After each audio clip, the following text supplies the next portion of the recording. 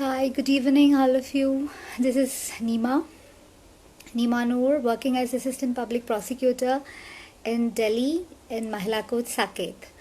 Well, first of all, let me congratulate virtual lawyers who have organized such a wonderful platform for many of us like us who were stuck in the pandemic times, knowing what not to do and what to do.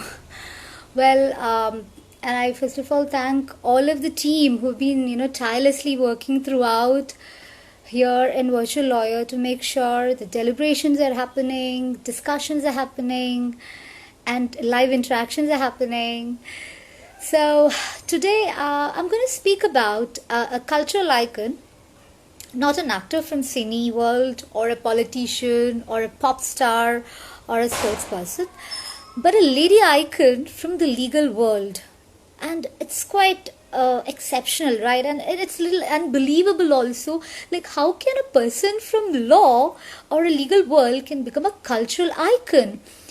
Now, but then I have to say this is the fact, and it's none other than the notorious RBG. Yes, who has a rap song made on her, movies based on her, life stories, dozens of books on her. Yes, the legend, the late Justice Ruth Bader Ginsburg, who stole many of me, who've been ardently, has set her as a role model, who tirelessly worked for the cause of gender justice. Well, my fandom began upon her at the times when I was seriously nurturing my passion for advocacy for gender justice. And it was Justice Ruth who could bring that provocation in me. And, you won't believe that today I'm speaking in the capacity of a prosecutor in a Mahila court in Delhi, where I daily fight against the crime against women in every form. So probably this passion was incited through Justice Ruth in me when I started to read more about her. And then it really inculcated in me that I need to fight for gender justice. In fact, when one of the coordinator of Virtual Lawyer approached me, Mr. Govind, asked me for a topic on which I can speak on, I was just telling Mr. Govind that, see, you might be hearing a lot about legal theories, legal subjects, laws, bills, but why not we speak about a legend who just left us aboard with a thesis which is her own life story and which all of us needs to read and reread. And that is where I think I finally told the Virtual Lawyer team that I'm not going to speak on anything else but then just about this most influential jurist that had ever born. And that is why across the continents today we are discussing about her and we are ready to give her a grand tribute. And why? Because she had made a revolution through law for gender justice. Now, I know many of you, a couple of them are joining, but then, before I go into more about Justice Ruth, I wish to take you all to a bit of history of America. And you might be wondering why would am I speaking about history of America? Why? Because see, you need to know legends are born, on a different time and space, and that is why history is very important. Now, I'm taking you to the year of 1787. You won't believe America, which by that time had a constitution, was only out of the 13 states. Only 5 states had abolished slavery. Okay, women did not count as a part of franchise holding and they were neither politically active community in any state. Imagine, that's America, where we see the West is the best. Now, and the wealth qualifications severely limited voter eligibility even among the white males. Now, most of us would be comparative constitutional law students, wherein we would have read vehemently on the judgment of Brown versus Board Education, which came in 1954, wherein that particular decision declared that racial segregation in public schools is offensive to the equal protection principle. Okay, so this particular judgment was a landmark classy judgment which said that, which had that principle equal but separate. It just destroyed that. Okay, now at this point of time, apartheid was still existing, and in several states, it still existed, that separate but equal doctrine.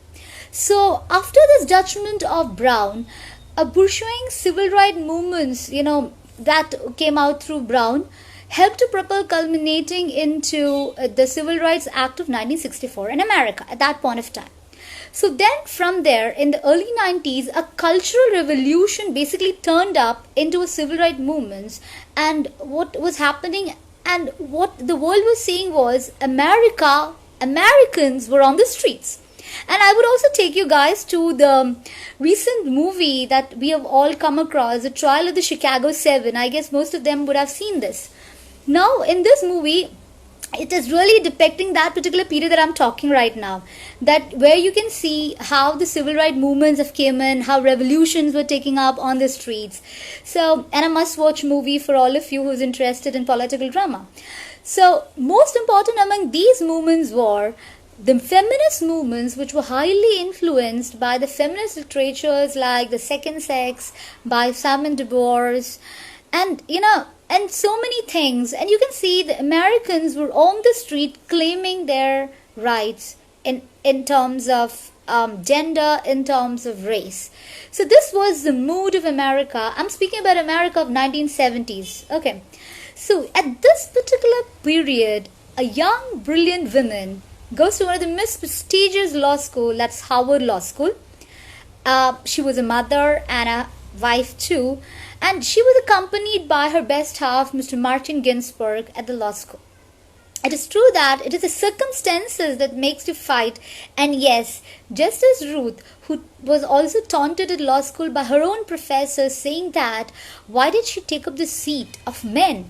Well, his question was not surprising, because out of 500 students in Harvard Law School, in her class, only 8 were women, imagine. So this question was quite not that surprising at that point of time. But then again, just as Ruth, who stands for being outstanding, she just topped the class. She then eventually became the first female member of the prestigious legal journal, that was Harvard Law Review. So there begins her first story. There begins her fight against being not just a woman, but equal to men.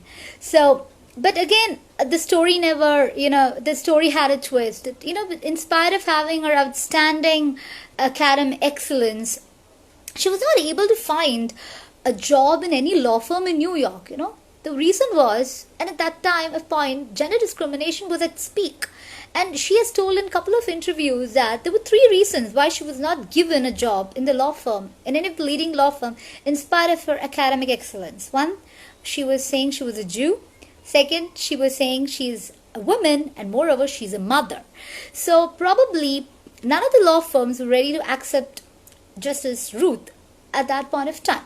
But here begins a encounter, I would rather say, by Ruth, that she worked hard, strived hard. She got into one of the leading university, that is Columbia University, as a professor, and you won't believe she was the first female full tenured professor in Columbia University.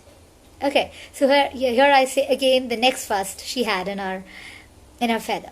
Now later, after her joining as a professor, then she happened to join the American Civil Liberties Union. There she was the director of the Women's Right Project.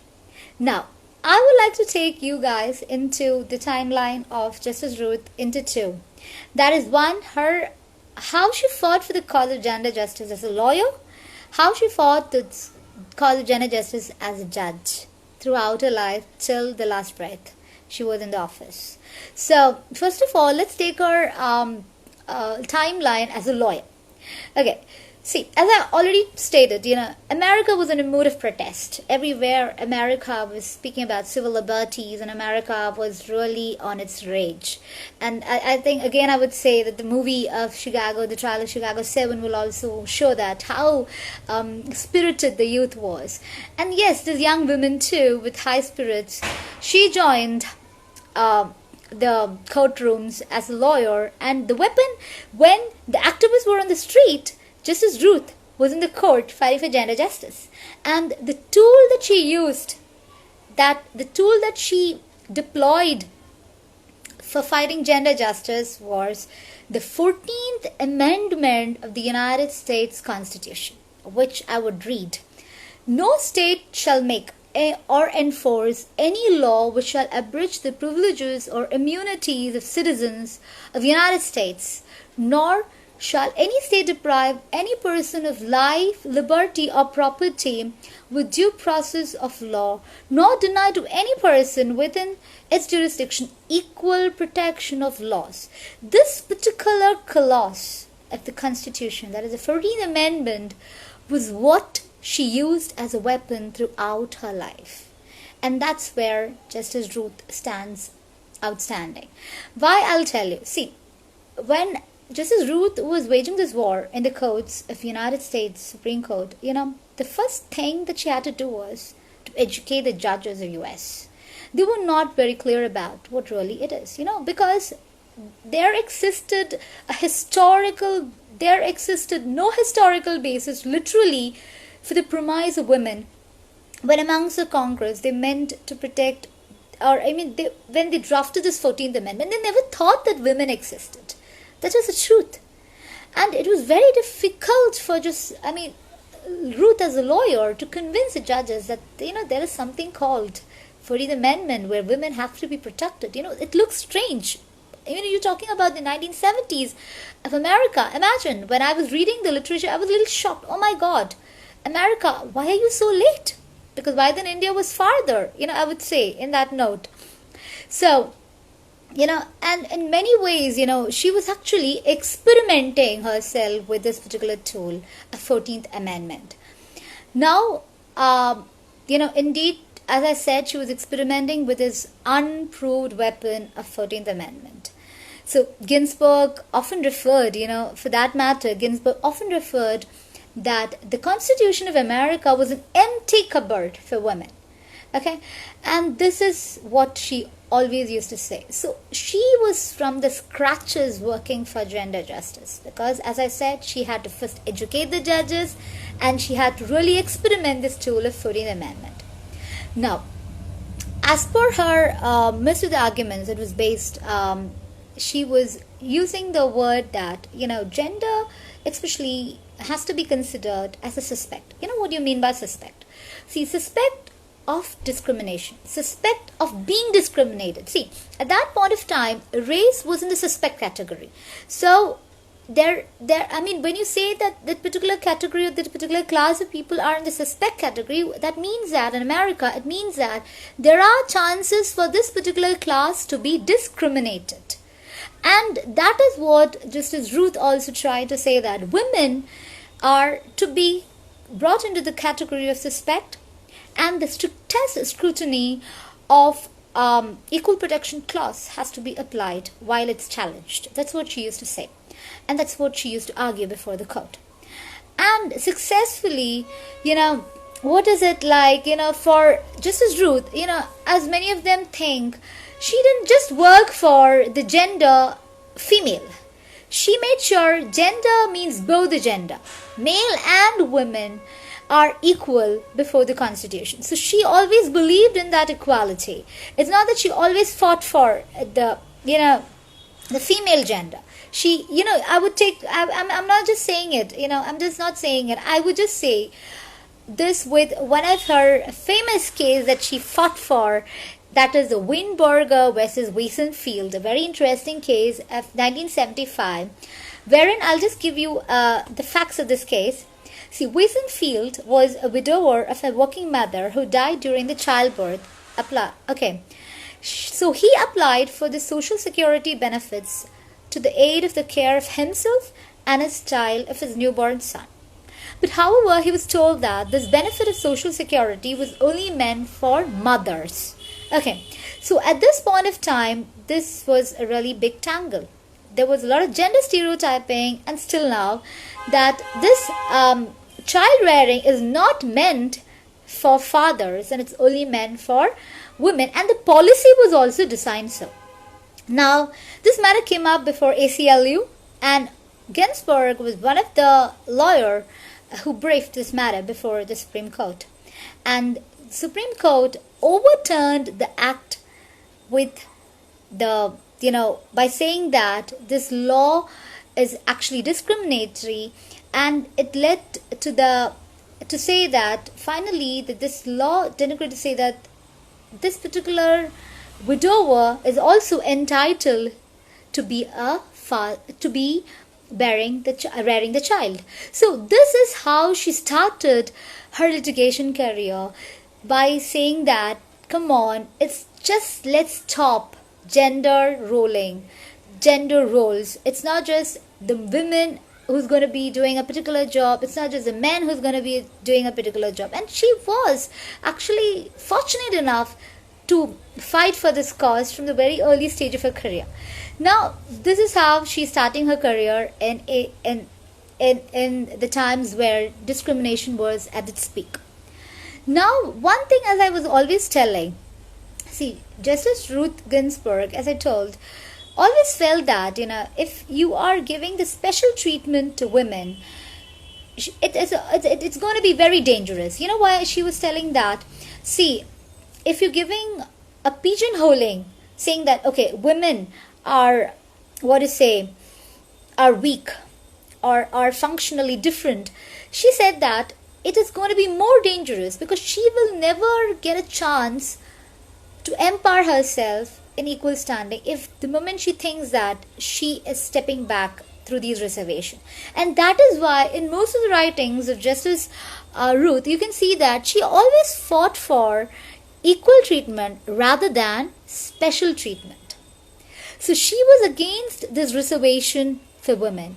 Instead, she said that equal treatment notion has to be always be on the forefront when it comes to gender discrimination, because she always believed that gender equality has to be claimed through gender equality norms and not through special treatments. So that is why she always used to say women are not functionally indistinguishable from men, and there has to be this notion that equality theory should be one that needs to be upheld.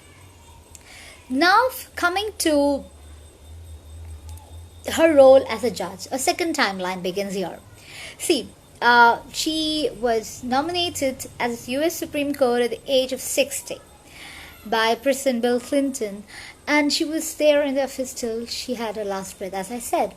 Now, throughout her career as a judge, Justice Ruth always believed that the equal dignity of individual is a part of constitutional legacy.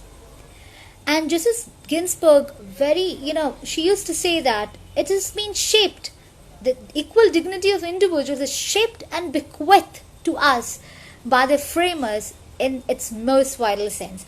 This particular quote has always been the spirit with which Justice Ruth had taken up this entire career as a jurist, and that's what she showcased to us also. Now, I would start her classic judgments. The very first judgment she was fortunate enough to deliver was the United States versus Virginia. It's in 1996. Now, in this particular case, the United States challenged the Virginia's practice of admitting only men to the prestigious military college, that is the Virginia Military Institute, wherein women were totally not allowed to be admitted in this college. Now, this was a golden opportunity for Justice Ruth as a judge to hold her whole spirits, that is gender equality. Justice Ruth, who wrote this judgment for the 6 judges, held that this policy is unconstitutional under the Equal Protection Clause, for which she has always fought for.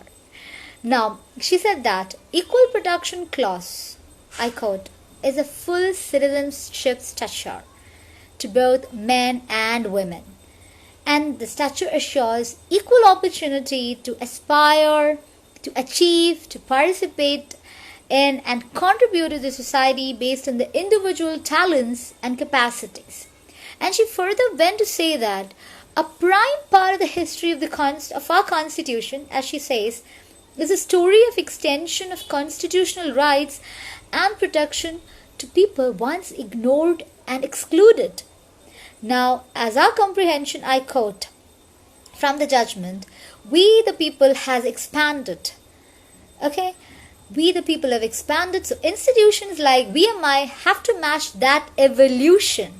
So we are in a nation on the move, not just in our wagon, trains and automobiles, but in a commitment to equality. So this was the spirit she threw. The lines shows that, the quotes, the judgment shows that how much it was to our heart when it comes to gender justice. How much it was to our heart and spirit when it comes to gender equality.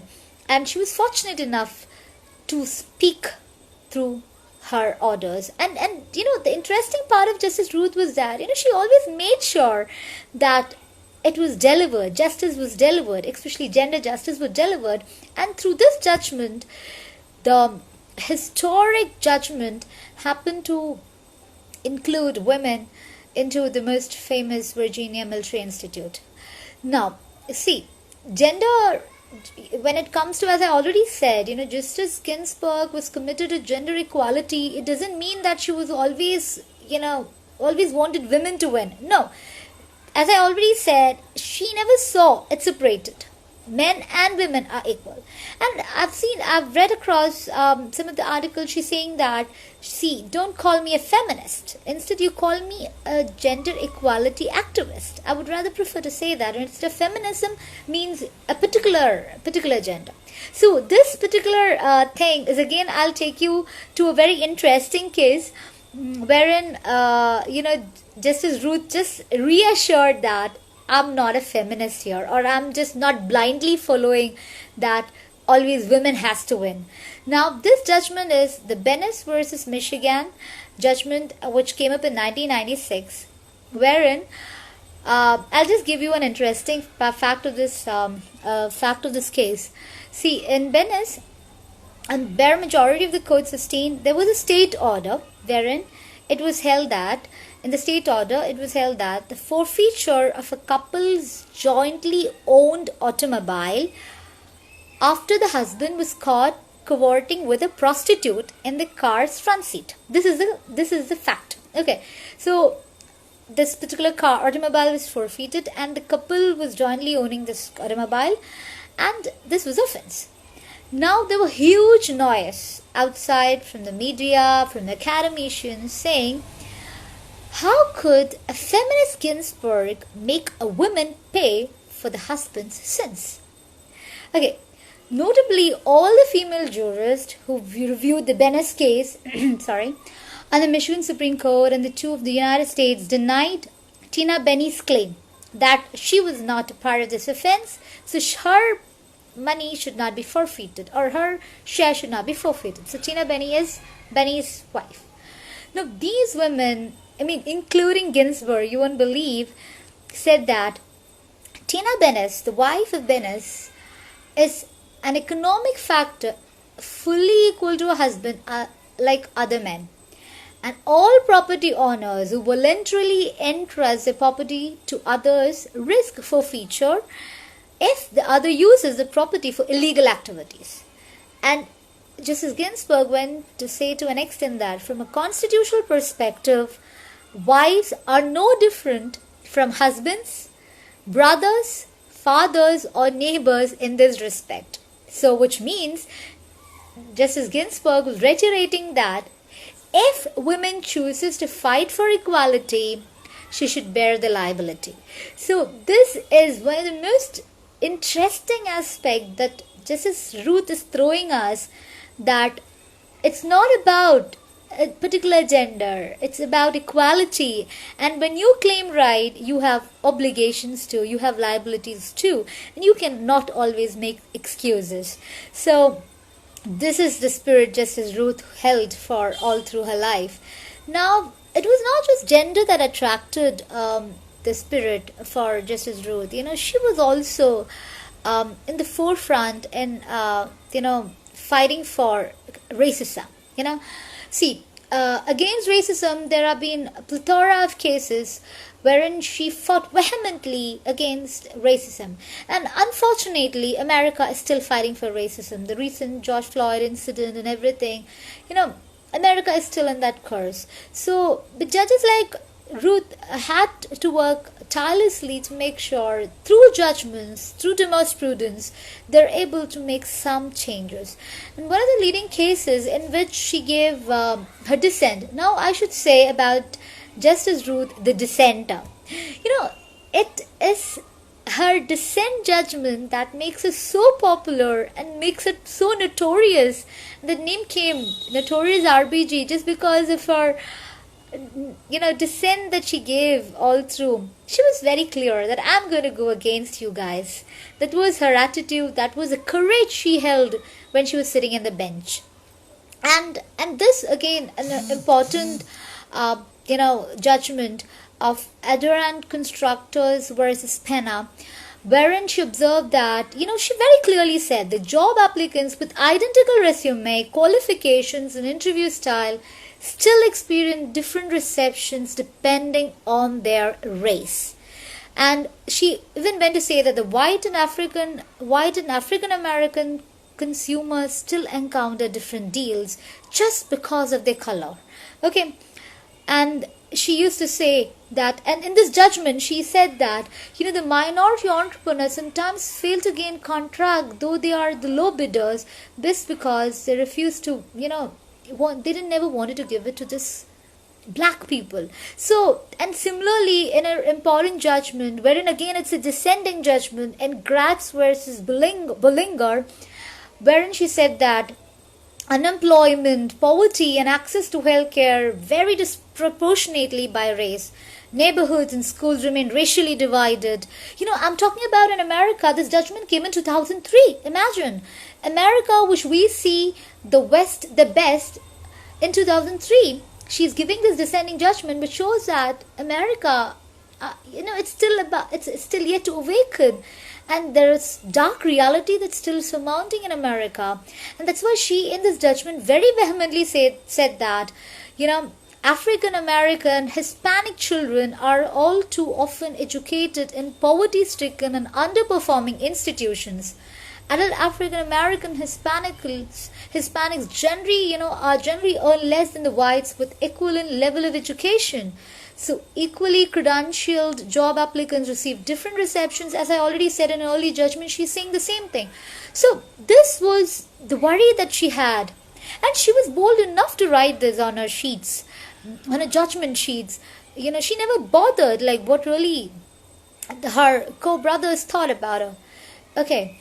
And more importantly, that's what makes her different today. And that is why, you won't believe, across the continents, today we are giving a tribute to Justice Ruth. It is because of the courage she had to speak from her conscience. Now, similarly, as I said, it's not just the race, but every corners of vulnerable were her interest areas. She made sure everybody across, especially the disabled citizens, there is an important judgment, that needs to be highlighted at this point of time. Is Olmsted versus Zimring, where she stressed that equality of opportunity should be given to the disabled citizens as well.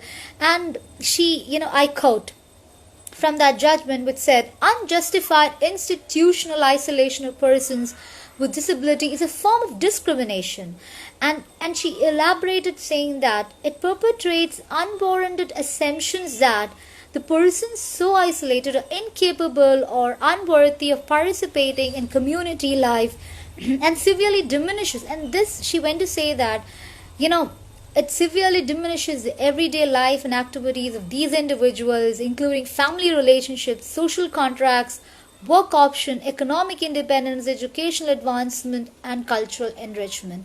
So she went into the minutes of every strands where a disabled would have been affected, and she questioned the system through her judgment, like why are they discriminated, on what basis and what rationale are these disabled not given equal opportunities like the rest.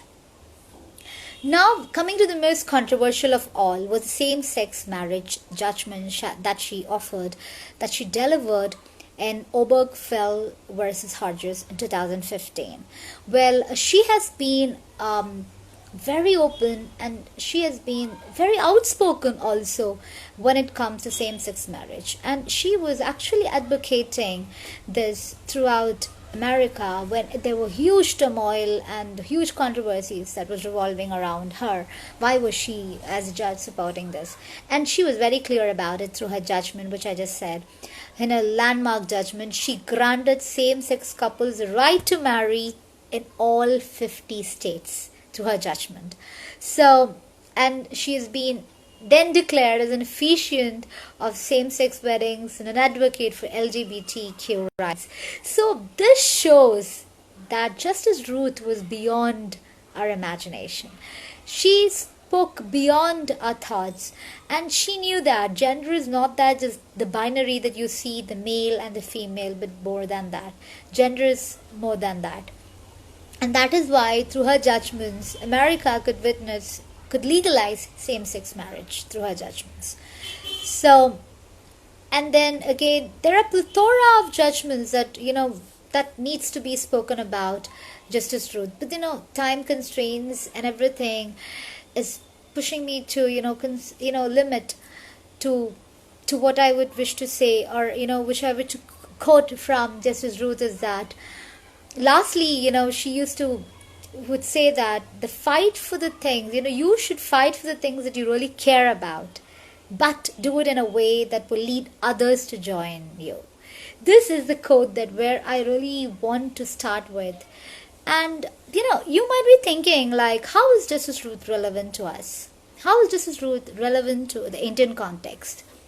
See, when we hear about Hathras happening in India, when we hear about Unnao happening, when we have our sisters raped, when we see offenses against women is increasing, don't you think we really need a champion in India too, to speak with courage?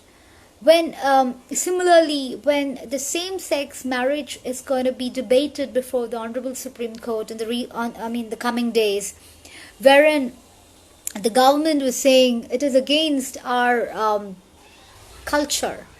Don't you really think we need somebody like Justice Ruth who can just stand out and speak for the real cause? This is where she's coming important for all of us. And that is where I'm saying, that is why I titled the Reminiscence. We need to reread such legends to put it into practice in our legal right advocacy. Okay, in our advocacy, we need such people to show the way, and they showed us the way, and I think we just need to lead that, we just need to follow that. And this is where Justice Ruth is coming important to us. Now, when I was thinking, like, how would I conclude, I would say that if there is a real need of gender equality, the first thing that, I really believe in what Justice Ruth said, just come out of that shell. You are, I being a Mahila prosecutor, I know how much the day-to-day crime increasing, and how women are struggling to reach to or to get to that legal access platforms. And it might find quite, strange when I say that you have to come out of the shell. Yes, we are in a patriarchal society. It's very difficult for women to come out, especially when you are not in a position to fight in terms of education, in terms of economic independence. But I would say that, people like Justice Ruth have shown us the way out. saying that whatever way it is, just fight it out. It's a fight that has to go on and nothing else. Now, when it comes to gender equality, as I stopped saying that, we have to come out of the shell. See, it's not about just one gender. Being in a Mahila court, prosecuting for the Mahilas, at the same time, I'm so worried to see that the number of fake cases are increasing. The number of men who are harassed in the name of law is increasing. So somewhere down the line, you should not forget that men as a gender needs to be also be appreciated.